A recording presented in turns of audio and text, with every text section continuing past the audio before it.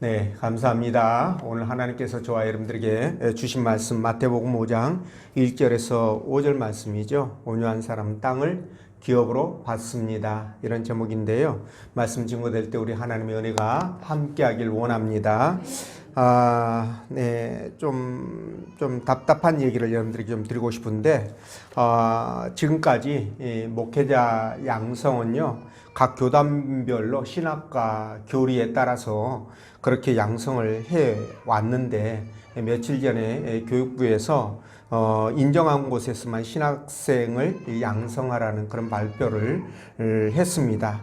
그래서 이제 기장이라든가 기감 또는 뭐 성공회, 카톨릭, 온불교 뭐 이런 데는 뭐 별 그 영향이 없는데요. 반대로 이제 총신대라든가 장신대 또는 서울신대 뭐 또는 침신대 이런 데들이 사실상 문제가 되고 있습니다. 또 신학과 외에 그러니까 신학생들 양성하는 거 말고 다른 과들 설치를 뭐 예를 들어서 기독교 교육학과라든가 뭐 음악과라든가 실용음악과 이런 것들 있잖아요. 뭐 이런 것들을 이제 못하게 함으로 결국 학교 문을 닫게 하는 거 아니냐 이런 이제 의심을 사고 있는데 그동안 교회의 압수수색과 목회자에 대한 구속영장 청구 또는 집행 그리고 또 그 조사 이런 것들 또 세무조사 이런 것들이 광범위하게 이루어져 가지고요.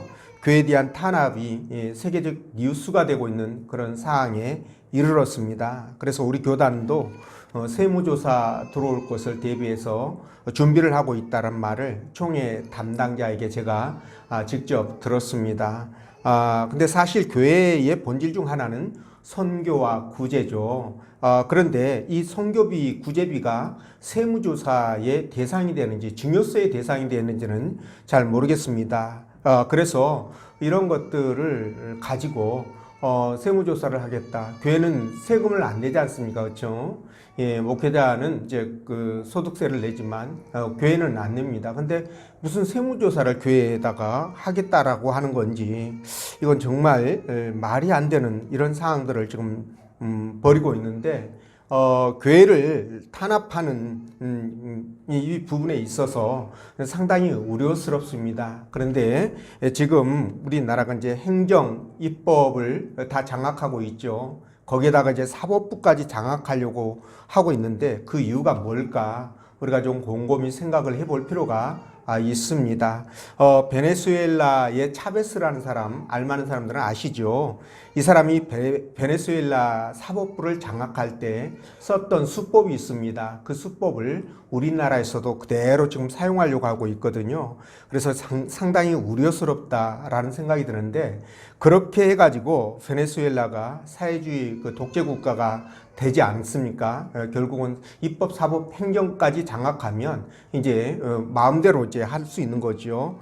이렇게 해서 이제 사회주의 독재 국가가 되었는데 그 결과 그 나라가 완전히 거덜나게 됐죠. 그래서 많은 기업들이 외국으로 떠났고 그리고 깨어있는 시민들 또는 중산층 이런 사람들이 전부 다 그 외국으로 떠났는데 이게 약 500만 이상이 된다고 합니다.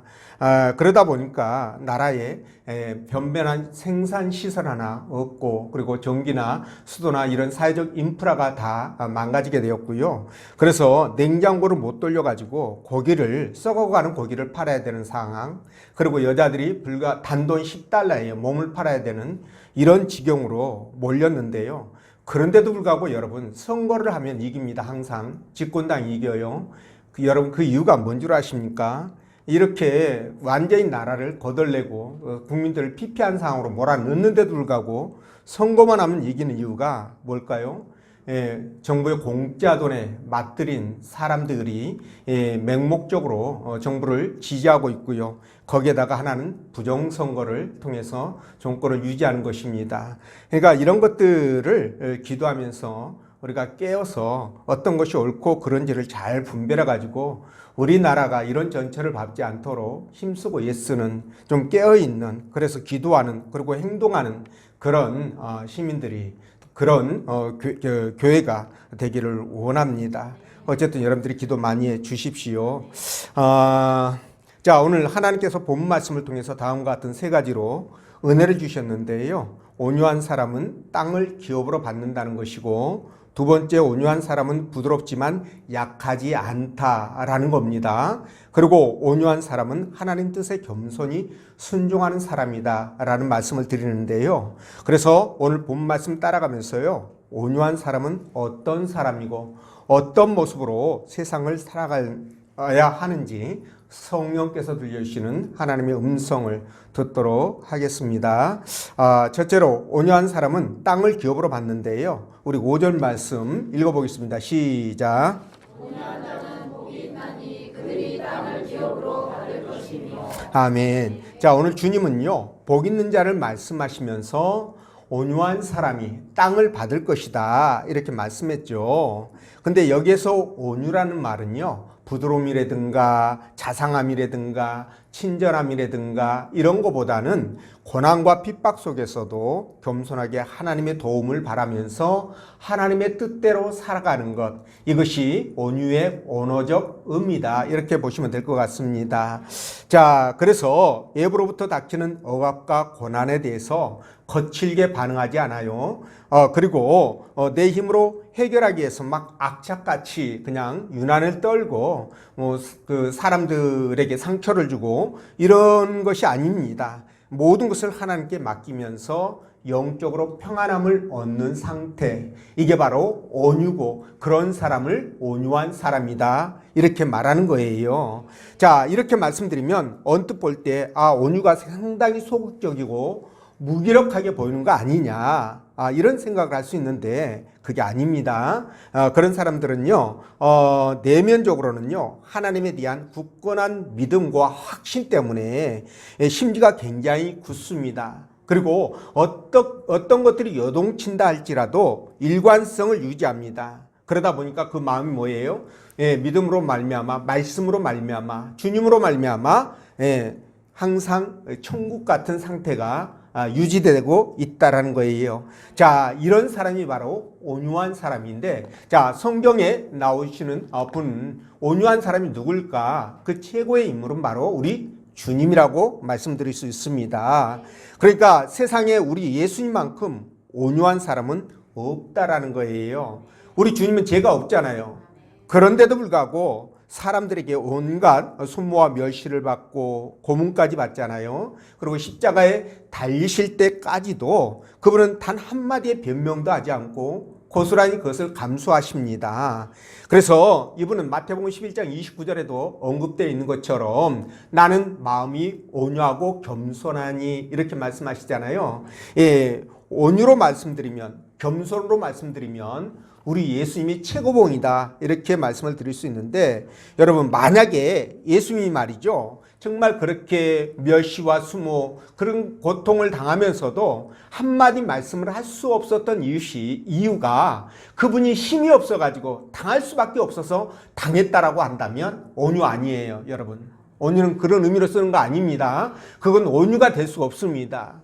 근데 예수님은 어떻습니까? 하늘에 있는 12영도 더 되는 천사들을 동원할 수 있는 능력이 있는 거예요.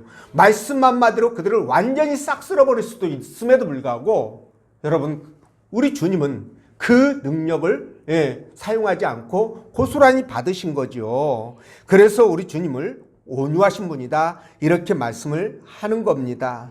그러니까 온유는 충분히 이길 수 있는 힘이 있는데도 당해준 거예요. 당해준 겁니다. 이게 온유예요. 그러니까 힘이 없어서 당한 것이 아니라 힘이 있는데도 당해주는 것, 요거 차이가 있다라는 말씀을 드립니다. 그러니까 여러분들도 만약에 밖에 나가서 내 힘이 있어요, 능력이 있어요, 얼마든지 상황을 뒤집고 엎을 수 있는 그런 능력이 있는데도 불구하고 여러분들이 그냥 그런 것에 대해서, 불합리한 것에 대해서, 그렇게 수모나 무시나 이런 것에 대해서 여러분들이 그냥 참고 이겨냈다 그러면 그게 뭘까요? 온유예요. 온유입니다. 근데 내가 힘이 없어서 당했다면 온유 아니에요. 그거는 그냥 비굴한 겁니다. 비천한 거예요. 그죠?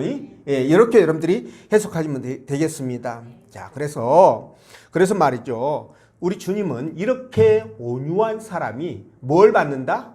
땅을 기업으로 받는다라고 말씀을 하셨죠. 근데 사실 이게 좀 역설적인 것 같은 느낌이 들어요. 파라독스한 느낌이 드는데 왜 그러냐면 말씀드린 것처럼 온유한 사람이 있잖아요. 굉장히 부드럽고 자상하고 친절하고 수모와 멸시를 받아도 그냥 감수하고 누가 막 뭐라고 욕하고 그래도 그냥 그러려니 하고 그냥 참고 이렇게 하면 있잖아요. 땅을 뺏으면 그냥 뺏길 것 같잖아요. 아무 땅도 없이 아무 가진 것도 없이 다 뺏기고 남은 빈털터리가 될 것 같은 느낌이 되잖아요. 그런데 우리 주님은 이런 사람이 땅을 가질 것이라고 말씀하니까 이게 뭐예요? 역설적인 거죠. 역설적인 겁니다. 그런데 분명히 우리 주님이 그렇게 말씀했다는 것은 이게 그렇게 되기 때문에 그렇게 되니까 그런 말씀을 하신 거 아니겠어요? 그런데 여러분 성경을 보면 이 온유한 사람들이 하나님 앞에 복을 받고 땅을 받고 그런 경우들이 너무 많다는 거예요. 제가 몇 가지만 예를 들면 여러분 아브라함을 볼까요? 먼저 이 아브라함은요 조카 있잖아요. 롯 있죠. 롯. 이 롯과 헤어질 때 어떻게 했습니까? 먼저 자기가 작은아버지고 어른이라고 그래가지고 자기가 먼저 좋은 땅 차지하고 야 너는 나머지 땅 가져 이렇게 하지 않았잖아요. 예, 조카 롯에게 먼저 땅을 선택하도록 양보하지 않습니까? 아브라함이 힘이 없어서 양보했나요? 그건 아니죠. 자, 왜 그렇게 양보했을까? 아브라함의 온유함 때문입니다. 만약 힘이 없어서 양보했다면 온유함 아니에요. 아까 말씀드린 것처럼 비굴한 것이고 비천한 겁니다. 근데 힘을 갖고 양보했으니까 이게 온유함이 되는 거예요. 이해가 되시죠? 자, 그렇게 했더니 하나님께서 어떻게 했습니까? 아브라함에게 여러분 헤브론 땅, 그보다도 훨씬 더 큰 땅 헤브론을 주셨고, 그러면 그 땅에서 어떻게 했느냐? 아브라함이 말이죠, 자기 재산을 지키는 그 가병 318명을 고용할 정도로 얼마나 재산이 많았으면 그 재산을 지키는 그 사병을 318명이나 고용했겠냐고요. 이렇게 하나님께서는 큰 땅 헤브론을 주셨고 그 재산을 어마어마하게 부어 주셨다는 거예요. 자, 여러분 땅을 기업으로 받았죠. 예, 이런 케이스를 여러분들에게 말씀을 드립니다. 그리고 이삭 있잖아요. 아브라함의 아들 이삭. 이 이삭도 마찬가지입니다. 굉장히 온유함이 자기 아버지 못지않을 정도로 대단한 온유함을 갖고 있었어요. 자, 이 이삭이 말이죠. 자기가 살고 있는 곳에 가뭄이 되니까 그랄 땅이라고 블레셋 땅입니다. 이곳으로 내려갔습니다. 근데 여기에서 하나님께서 복을 주시니까 거부가 되거든요. 그러니 이 블레셋 사람들이 좋아할까요? 안 할까요? 안 하죠. 그러니까 시기 질투합니다. 그런데 이 이삭이 가는 곳곳마다 이제 우물을 팔 거 아니겠어요? 예, 물이 없으면 못 사니까 짐승도 먹여야 되고 사람도 먹어야 되고. 그런데 우물을 팔 때마다 이 블레셋 사람들이 와가지고 우물을 뺏어가지고 말이죠. 거기다 침만 뱉고 가면 좋은데 그걸 그냥 돌로 메꿔버리고요. 완전히 그냥 못 쓰게 만들어버립니다. 그러면 어떻게 해야 됩니까? 예, 한 번쯤은 양보할 수 있겠죠. 그렇죠? 여러분들 같으면, 그죠? 또 딴 데 가서 우물을 파요. 또 물이 나옵니다. 그럼 또 블레셋 사람들이 와서 또 그렇게 합니다.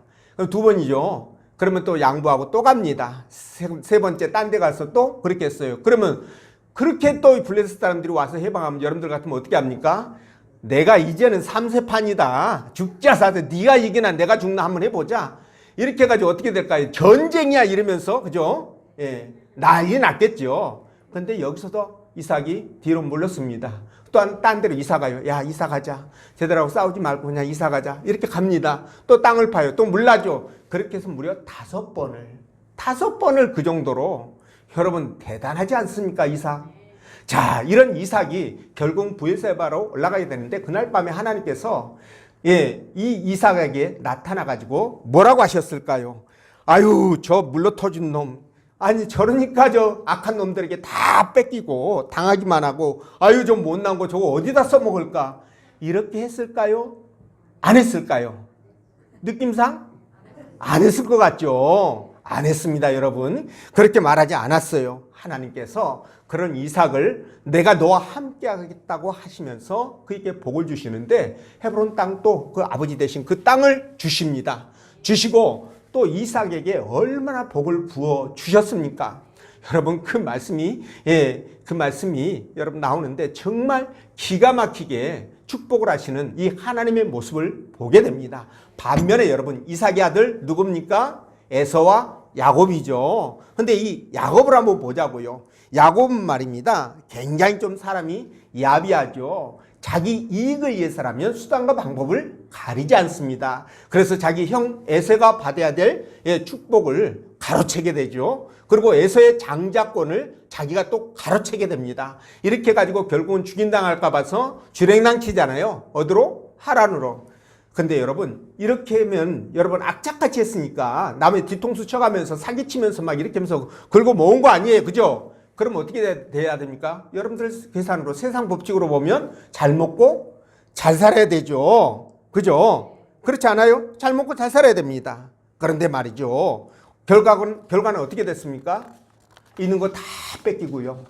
재산이고 뭐고 땅이고 다 뺏기고 어떻게 됩니까? 나중에는 애굽으로 내려가서 400년 동안 종살이 하지 않아요.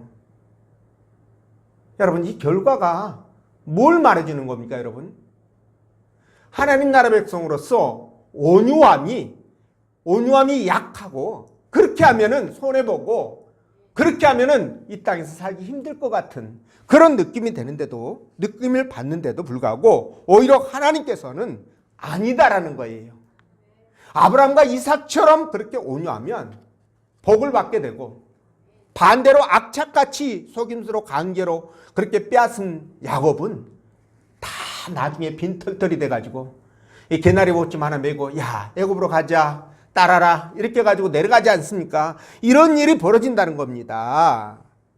이해가 되십니까? 그래서 우리가 하나님 말씀대로 믿고 순종하면 우리가 복을 받고 사는 거예요. 여러분 제가 여기서 여러분들에게 비밀을 하나 말씀드리겠는데요. 그게 뭐냐면 자 땅을 기업으로 받는다고 그러니까 여러분들이 그 땅을 제가 여러분들에게도 또 그렇게 말씀을 생각하도록 그렇게 말씀을 드렸기 때문에 당연히 그렇게 생각할 수밖에 없습니다. 그런데 이 땅의 개념이 이 땅에서 우리가 살아가는 과정에서의 받는 땅으로만 생각하지 말라라는 거예요. 물론 그 땅의 의미도 들어 있습니다. 여기에 아까 말씀드렸죠. 아브라함, 이삭 말씀드렸죠. 또 하나 예를 들어볼까요? 여러분 그 영국에서 청교도들이 정말 그 메리 여왕 그 치세에서 그 신앙 때문에 굉장히 압박을 받고 핍박을 받습니다. 그런데 이 사람들이 그 핍박을 견디다 못해서 야 우리 좀 자유로운 세상에 가가지고 우리 자유스럽게 하나님을 찬양하고 예비하면서 마음껏 영광을 돌리자 그러면서 출발을 했는데 어디로 가게 됩니까? 미국으로 가게 되죠. 근데 여러분 결국 하나님은 그 청교도들에게 온유한 그들에게 어떻게 했습니까?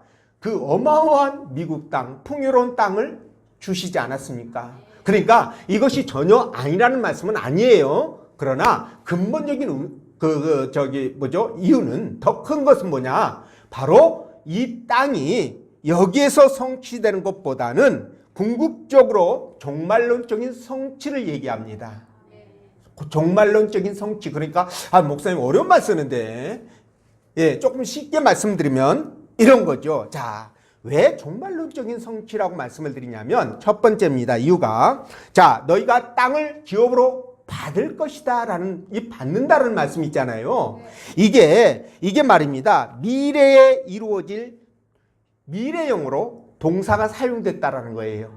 그러니까 현재 지금 이루어지는 것이 아니고 미래에 이루어질 거라는 거예요. 이 동사의 사용 용법이. 그러니까 이걸 보면 무엇을 알 수 있느냐? 이 땅을 기업으로 받는다는 것이 이 땅보다는 하나님의 나라에서 받는다는 것을 의미하는구나 라는 것을 얘기하는 거예요. 두 번째, 여러분 또 구원받은 백성은요 장차 하나님의 나라를 기업으로 받죠. 하나님의 나라가 뭐예요? 하나님의 땅이죠. 그걸 기업으로 우리가 받는다는 거죠. 자, 이것이 말이죠. 이렇게 받고 그 천국에서 영원토록 살아간다는 것이 신구약 성경의 일관된 주장이에요. 이해가 되시죠? 그렇기 때문에 이런 것을 봤을 때 이것이 현세의 땅을 받고 우리가 풍성하게 사는 것도 해당되지만 이거보다는 더 내세에서 우리가 영원한 하나님의 나라에서 기업을 받고 살아가는 것을 얘기하는구나 라는 것을 우리가 깨닫게 된다는 거죠.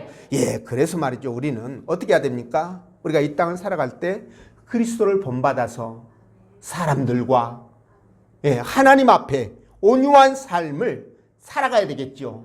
그러면서 땅을 기업으로 받는 그 보상을 기대하되 이 땅에서 받는 것보다는 내세에서 받는 것을 하나님 나라에서 받는 그 더 큰 보상을 기대하면서 살아가자 이 말씀입니다. 이해가 되시죠? 그래서 여러분 이 땅에서는요 온유한 자가 땅을 기업으로 그렇게 받기도 하지만 하나님 나라에서는 100% 받는다라는 말씀을 드립니다. 100% 받는 겁니다. 그래서 우리도 이 땅을 살아가면서요 악착같이 여러분 정말 내가 내 것 만들기 위해서 내 소유를 내 걸로 만들기 위해서 악착같이 막 그렇게 하지 마십시오. 하나님 예배 나와야 되는데 오늘 뭐 바이오가 뭐 만나자고 해가지고 뭐 매덕 뭐 무슨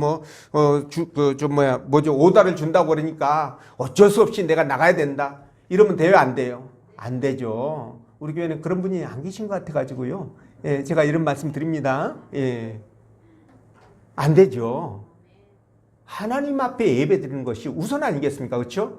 온유한 자라면은 당연히 그래야죠. 그렇게 하는 것이 맞습니다. 그리고 억울한 일을 당하고, 막 그러면 있잖아요. 어떤 사람들은 막 이게 가만히 있으면 안 된대요. 왜냐하면 화병이 생겨가지고 견딜 수 없으니까 안 된대요. 그리고 가만히 있으면 제가 나를 물러본대. 우습게 봐가지고, 그러니까 절대 안 된대. 그래서 길길이 날뛰고 막 이렇게 하지 말라는 거예요. 그냥 순한 양처럼 누가 보시니까 하나님이 보고 계시잖아요. 그죠? 그러니까 순한 양처럼 그렇게 온유함을 보이라는 거죠. 이 온유함을 우리가 보여야 되는데 여러분 왜 온유함을 보여야 될까요? 온유함으로 대하고 온유함을 가지고 살아가야 될 이유가 뭐냐면 바로 두 번째인데 그런 사람들은 부드럽지만 결코 약하지 않기 때문에 그래요. 약하지 않습니다. 제가 여러분들께 말씀드리니까 뭐 참아라, 인내하라, 손해보라 막 이러면은 섬겨라 그러면 내가 그냥 힘없는 사람처럼 그렇게 생각이 들지 모르겠지만 절대 아니라는 거예요. 말씀드렸잖아요. 힘 있는 사람이 그렇게 할 때 온유라고. 힘 없는 사람이 그렇게 하는 것은 온유 아니에요.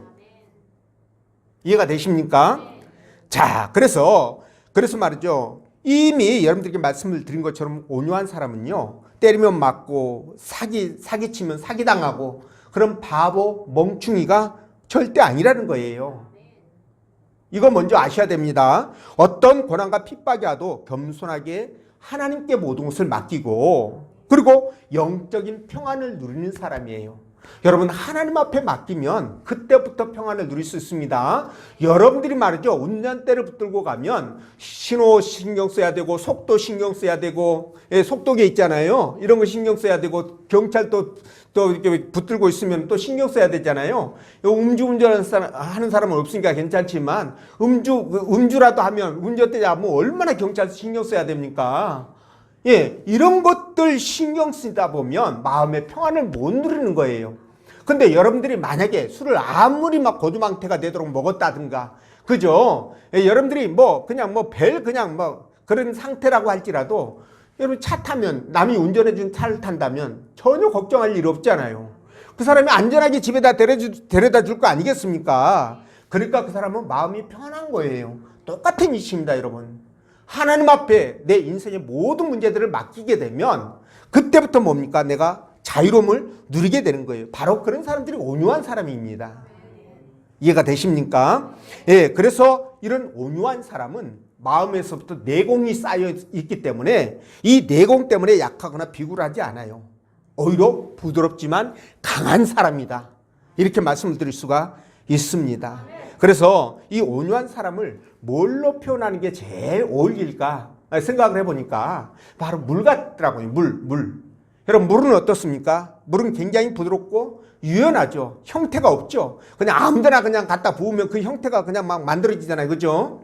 그런데 여러분 이 물을 그렇다고 해가지고 만만히 보면 돼요? 안 돼요? 안 됩니다, 여러분. 여러분 이 장마철에 폭우가 쏟아진 다음에 이 물이 말이죠. 엄청나게 밀려가는 거 보면 여러분 놀랍지 않습니까? 뭐 중국 이렇게 자주 그런 일 벌어지더라고요. 더 많이 벌어졌으면 좋겠더라고요. 예수 믿는 분들 말고. 근데 어쨌든 간에 그런 걸 보면 진짜 겁나요. 그래서 이런 말이 있죠. 불난 곳에서는 건질 게 있지만 물이 휩쓸고 간 데는 건질 게 있다 없다? 없다. 이런 말을 합니다. 예, 이런 말을 해요. 그래서 이 노자라는 사람 아시죠? 그 춘추 전국시대 때 사상가인데 이 사람이 세상에 물처럼 부드럽고 유연한 것도 없지만 반면에 물처럼 강하고 큰 힘을 가진 것도 없다라고 설파했어요. 그러니까 조금 사상가라 조금 좀 나은 부분이 있어요. 저보다. 예. 여러분보다는 어떨지 모르겠지만 저보다는 좀 나은 것 같습니다. 예, 그러니까 이게 정확하게 본 것 같아요. 이게 바로 온유한 사람의 특징입니다. 이해가 되시죠? 그래서 온유한 사람은요, 힘이 없고 약하고 비굴한 것처럼 보이는 면이 있지만 결코 그렇지 않아요. 그래서 온유한 사람은 오히려 강포하고 악한 자들을 제압할 수 있는 힘과 능력을 갖고 있는 겁니다. 여러분, 그 영국에 영국을 했다. 인도 그러면 딱 생각나는 사람이 있죠. 마하트마 간디, 그죠? 예, 이 사람이 영국 식민지였잖아요. 인도가, 그죠? 식민지 통치를 받을 때 무저항주의로, 그죠? 비폭력 무저항주의로 독립을 이끌어내잖아요. 근데 이 비폭력 무저항주의가 바로 온유와 똑같은 의미예요. 온유와 같은 겁니다. 예. 그래서 이 온유함으로 영국을 이기게 되는데 여러분 우리 주님은 또 어떻습니까? 우리 주님이 한줌거리도 안 되는 그 유대인들 있잖아요. 예, 그들에게 조롱과 멸시와 수모를 겪다가 결국 십자가에 못 박혀 돌아가셨는데 여러분 그분이 마침내 그 온유함으로 사망 권세를 깨뜨리고 그리고 여러분 오고 가는 수많은 인류에게 어마어마한 영향을 미쳤고 구원의 희망을 주었습니다. 여러분 여기에 이해가 되십니까? 여러분 그만큼 뭡니까? 이 온유는 약하지 않다는 겁니다. 온유는 오히려 어떤 강포도 깨트릴 수 있는 강인함이 있고요. 그리고 모든 대적을 굴복시킬 수 있는 힘과 능력을 가지고 있다라는 거예요. 온유가 그렇습니다. 자, 여러분들도 이렇게 가끔 가다 보면 싸울 때 있잖아요. 여러분들이 싸웠다는 게 아니고 옆에서 구경했다고 치고, 그죠? 예. 싸울 때 막 길길이 날뛰는 사람 있잖아요. 이런 사람은 사실 무섭지 않습니다. 근데 어떤 사람이 무서우냐? 표정 변화도 없고 말도 없고 조곤조곤 이렇게 팩트를 가지고 조지는 사람이 있죠. 이런 사람은요 굉장히 무섭습니다. 이길 수가 없어. 이걸 보면은 야 온유가 그런 부분이 있구나 이런 생각이 들죠. 예, 근데 여러분 이거 한번 생각해 보세요. 만약에 우리 주님이 유대인들과 논쟁을 했지 않습니까? 그렇죠? 많은 논쟁을 했는데 그 과정에서 막 분기탱천해 가지고 유대인들을 막 잡아 죽일 듯이 막 그렇게 막 닥달하고 몰아붙였거나 또 빌라도 법정에서 말이죠. 예수님이 구구절절 주저리 막 변명하고 항의하고 그랬다고 한번 생각 한번 해보십시오. 여러분 상상이 어떻게 되나요? 어떤 상상이 되나요? 맞지 않아요. 나쁘지 않아요? 맞지 않다. 맞지 않죠. 예, 그렇습니다. 나쁘지 않다고 하는 줄 알고 깜짝 놀랐습니다. 예, 상상이 안 됩니다, 여러분. 우리 주님이 그렇게 하셨으면 구원자 메시아가 될 수 있었을까 싶은 생각이 들기도 합니다. 여러분, 우리 주님은 끝까지 온유함으로 그들을 대했기 때문에 이길 수 있었고 하나님의 뜻을 이룰 수 있었던 거예요. 여러분, 그래서 온유함이 우리가 이 땅을 살아가는 데 있어서 매우 중요하다는 말씀을 드립니다. 디모데후서 2장 24절에 뭐라고 말씀하시냐면 주의 종은 마땅히 다투지 아니하고 모든 사람에 대하여 온유하며 또 가르치기를 잘하며 참으며 이렇게 말씀했죠. 예, 다투지 아니하고 모든 사람에 대해서 참고 온유하다는 거예요. 야, 정말 말씀 잘한 것 같아요. 그죠? 예. 자, 그래서 여러분 우리가 온유해야 되는데 그런데 여러분 이 온유한다는 것이 나 오늘부터 온유할 거야 그러면서 온유 그러면 온유가 될까요 안 될까요? 온유함이 될까요 안 될까요? 절대 안 됩니다. 여러분 그렇게 해가지고 누가 저 인간 저 따구로 이런 말 한마디 들으면 어떻게 됩니까? 그때부터 돌아버리죠. 온유는 다 놀러가 버리고 그죠? 이런 일이 벌어집니다. 근데 그러면 우리가 어떻게 할 때 이 온유함을 우리가 가지고 살아갈 수 있을 것인가? 이거 중요하죠. 그죠? 네. 자, 어떻게 하면 될까요? 우리 주님을 보시면 돼요. 우리 주님이 왜 온유할 수 있었던가? 그렇게 어마어마한 능력과 힘을 갖고 있었기 때문에 온유할 수 있었던 거예요. 우리 주님이 뭐라고 말씀하셨습니까? 성부 하나님과 그분이 하나라고 말씀했죠. 이건 뭐예요? 내가 그만큼 하나님과 일치돼 가지고 살아가고 있다는 뜻 아니겠습니까? 그렇죠? 그러면 뭐가 나올까요? 예, 내 안에 힘이 있는 거죠. 능력이 있는 거죠.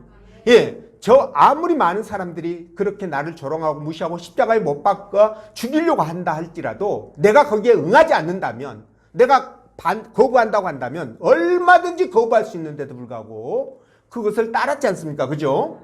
그러니까 우리 주님은 그 안에 그런 힘이 있었기 때문에 그 힘이 온유한 것이 된 거예요. 나를 본 자는 아버지를 보았거늘. 주님과 하나라는 얘기죠. 하나님과 주님이. 그죠? 이렇게 하나가 되니까 여러분 그런 능력이 나오는 겁니다. 온유가 나오는 거예요. 거기에다가 여러분 십자가를 담대하게 질 수 있는 그런 실력이 있기 때문에 온유가 나오는 거예요. 자, 결론적으로 말씀드려서 온유를 우리가 가질 수 있는 방법은 우리 주님과 하나 되어져 한 몸이 될 때, 온전히 주님을 믿고 의지할 때, 그때 온유가 만들어지게 되는 거예요. 이해가 되십니까? 네. 그래서 우리 주님은 나를 절대 버리지 아니하신다. 어떤 일이 있어도 우리 주님께서는 나의 상황을 아시고 통제하시고 주관하시고, 그리고 나를 반드시 선한 길로 쉴만한 물가로 인도해 가신다 라는 확신을 내가 갖고 있다고 한다면 여러분 어떤 상황에서든지 여러분 흔들리지 않습니다. 누가 욕을 해도 여러분 그거 승화시킬 수 있어요. 그런 능력을 갖게 되는 거예요. 그러니까 온유의 힘은 바로 하나님과 하나 될 때 나온다는 사실이에요. 이해가 되시죠? 자, 여러분 제가 이런 설명을 해볼게요. 뒷배가 없는 사람은 경찰이 부르면 어떻게 될까요? 오금이 저리죠. 예, 죄도 안 졌는데 오금이 저려. 우리 여기 경찰 경찰 아저씨도 계시지만 오금이 저립니다. 근데 여러분 만약에 내 아버지가 대통령이라면 경찰이 부르면 어떨까요? 눌룰랄라 할 거 아니겠습니까? 그렇죠? 지 가진 게 뭔데 나를 불러. 그래서 오라고 그러니까 한번 가보지 뭐. 그러면서 뒷짐 딱 지면서 거들먹거리면서 경찰서에 들어갈 거 아니에요. 지들이 나를 뭐 어떻게 할 건데. 그러면 뭡니까? 조급하지 않고 두렵지 않고 떨리지 않고 말하면 얼마든지 내 말을 할 수 있잖아요. 그리고 그들에게 온화한 표정 지어가면서 친절하게 부드럽게 얼마든지 할 수 있잖아요. 온유가 바로 그거예요, 여러분. 근데 우리는 대통령이 내 아버지 아니니까, 아버지 아니니까 그렇게 할 수는 없지만 대통령보다 더 큰 힘과 능력을 갖고 있는 아버지를 모시고 있지 않습니까? 그러니까 우리는 얼마든지 그렇게 할 수 있다는 겁니다. 여러분 이해가 되시죠? 그러니까 여러분들은 주님을 믿고 확신하십시오. 그리고 신뢰하십시오. 그렇게 되면 여러분들은요 어떤 상황에서도 부르르 떨지 않아요.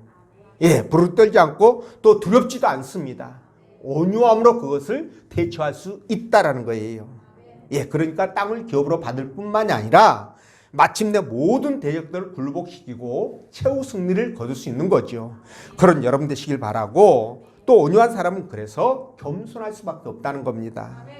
자, 여러분 온유한 사람은요 사랑과 인내와 친절을 베푸는 것으로 이렇게 표면적으로는 보여집니다. 예, 부드럽고 그죠? 항상 웃음에 웃는 얼굴. 여러분 웃는 얼굴 너무 좋은 것 같아요. 그렇죠? 그래서 저도 좀 이게 웃는 얼굴로 이렇게 수술을 해가지고 이렇게 그냥 딱 보면 그냥 웃고 있네 이렇게 좀 할 수 있는 부분이 있으면 그렇게 한번 해봤으면 좋겠다 싶은 생각을 합니다. 자, 그런데 말이죠, 여러분. 아까 말씀드렸죠. 온유한 사람은 힘이 강한 사람이라고. 그죠? 자, 그래서 어떤 상황에서도 이 사람들은 여유가 있는 거예요. 온유한 사람은요. 예, 어떤 상황에서도 인내할 수 있고, 그리고 세상을 바르게 바라볼 수 있는 그런 눈을 갖게 되는 거죠. 그래서 여러분 우리가 착하면 바보란 소리 있잖아요. 근데 온유한 사람은 착하기는 하지만 절대 바보가 아니다. 예, 왜냐하면 주님 나라는 이 온유가 무기이자 힘이자 능력이 되기 때문에 그렇습니다. 하나님 나라는 이 온유가 힘이고 무기고 능력이라니까요. 그런데 뭐 약해요. 사람들이 볼 때 겉으로 볼 때만 약하지 속 안에는 완전히 튼튼하죠. 완전히 강하죠. 그렇기 때문에 어떤 경우에서도 이런 사람들은 그것을 바탕으로 해가지고 하나님 앞에 순종이 가능한 거예요. 그분을 믿기 때문에 순종이 가능한 겁니다. 여러분 마치 이거예요. 여러분 우리가 그 집을 사고 팔 때 계약을 하잖아요. 계약을 해도 안 되죠. 뭐가 들어와야 됩니까? 이게 들어와야 되죠. 그죠? 이게 들어와야 나도 집을 팔 수가 있는 거예요. 그죠? 근데 이거 안 들어오면 집 팔 수 있습니까? 없습니까? 절대 못 팔죠. 이거 집 팔았다가 만약에 그 계약이 이 사람이 그 깨버리면 이것도 못 받고 어떻게 합니까? 그러니까는 집을 못 사는 거예요. 다음 단계로 진행이 안 된다는 거죠. 근데 마찬가지입니다. 이 온유한 사람은 계약서를 쓰지 않고 계약금을 받지 않았다고 할지라도 하나님을 그만큼 믿고 확신하기 때문에 뭡니까? 다음 단계로 진행을 할 수 있는 거예요. 그게 온유로 나타나는 겁니다. 그게 온유로 나타나는 거예요. 이해가 되시죠? 그래서 온유한 사람은 매우 끈질긴 인내와 변함없는 순종을 가지고 있다는 겁니다. 여러분 욥 보십시오. 욥. 이 욥이 말이죠. 감당기 어려운 엄청난 고난과 고통과 불행과 아픔을 겪었잖아요. 그런데도 불구하고 그가 하나님 앞에 주신 이도 하나님이시고 가져가신 이도 하나님이시니 하나님 마음대로 하십시오. 뭐 죽이든지 살든지 뭐 볶든지 뭐 데피든지 마음대로 하십시오. 그랬잖아요. 그렇죠? 그렇게 할 수 있었던 이유가 뭐예요? 하나님에 대한 확고한 신뢰, 온유한 사람이었다는 것을 증명하는 겁니다. 온유한 사람이기 때문에 그게 가능한 거예요. 다윗도 마찬가지고 아브라함도 마찬가지예요. 온유한 사람이기 때문에 그게 가능한 겁니다. 그래서 온유한 사람이 최후 승리를 거둘 수 있는데요. 여러분, 제가 여러분들에게 이런 이제 질문을 하나 드리겠습니다. 자, 이스라엘 민족이 왜 로마에게 멸망당했고 2000년 동안 세계를 유랑하면서 정말 히틀러에게 600만 명을 비롯해서 무려 1100만 명이라는 어마어마한 그 유대인들이 학살을 당하고 멸시와 천대 수모를 받고 살았을까? 그 이유가 뭘까요, 여러분? 네, 여러분 짐작하신 대로 그 이유는 뭐냐면 여러분 그들이 만약에 아브라함이나 이삭처럼 그들이 말이죠 온유했다면 어땠을까? 근데 그들은 그렇게 하지 않고 온유 대신 뭘 사용했습니까? 폭력을 사용하게 되죠. 저는 그 결과라고 생각합니다. 예수님, 온유하신 예수님보다도 그 폭력적인 바나바를 더 신뢰했고 따랐기 때문에 그 결과가 아니냐, 저는 그런 생각을 하게 됩니다. 그래서 여러분 주 70년 유대인들이 유대인의 수백만의 유대인들이 로마인들에게 학살당하게 되고 그리고 성전 위에 돌 하나도 남기지 않는 그런 그 무너짐의 그 뭡니까? 수모를 겪게 되는 겁니다. 여러분 그래서 만약에 말이죠 로마의 통치를 하나님의 뜻으로 받아들였다면 그리고 그들이 온유함으로 로마 사람들에게 대했다면 어떻게 됐을까? 저는 이 부분에 있어서 저는 확신을 갖는 게 뭐냐? 이스라엘이 말이죠. 무려 2000년 가까이 870 몇 년인가요? 그 세월 동안 그렇게 유리방황하지 않고 빨리 로마로부터 독립국가를 이뤘을 것이라는 확신을 갖게 됩니다. 그리고 또 하나 히틀러와 유럽인들에게 무려 1100만이라는 어마어마한 숫자가 죽임당하지 않았을 것이고요. 그리고 또 지금 아랍 족속과 팔레스타인들과의 어떤 분쟁이 있잖아요. 이 분쟁도 생기지 않았을 것이라는 확신을 갖습니다. 저는 그렇게 믿습니다.